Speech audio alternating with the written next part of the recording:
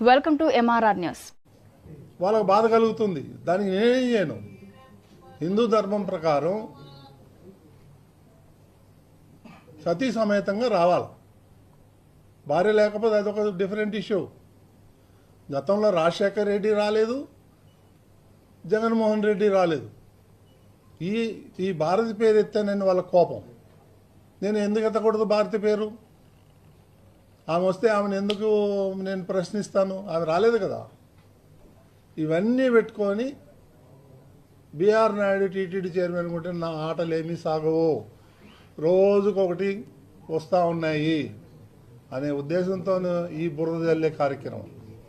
ఇప్పుడు ఈ వీడియోలు కంప్లైంట్ చేస్తే నా ఫ్యామిలీ మెంబర్స్ చేయాలా, లేకపోతే ఎవరైతే వాళ్ళు ఉన్నారో వాళ్ళ ఫ్యామిలీ అన్నారో కంప్లైంట్ చేయాలి.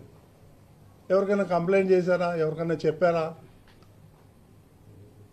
కొన్ని అయితే మా ఇదివరకు అందులో ఉన్నటువంటి కొన్ని ఫోటోలు అయితే నేను 20-25 ఏళ్ల కింద దిగిన ఫోటోలు అవి. ఆ ఫోటోలు ఈ ఫోటోలు మిక్స్ చేసి దానికి ఒక మ్యూజిక్ పెట్టి ఈ సన్యాసులకు ఏం పని లేదా?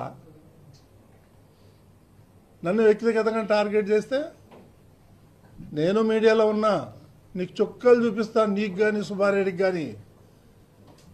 కరుణాకర్ రెడ్డి, నువ్వు మద్రాసులో పోయి ఏమేం చేసావో నాకు తెలుసు.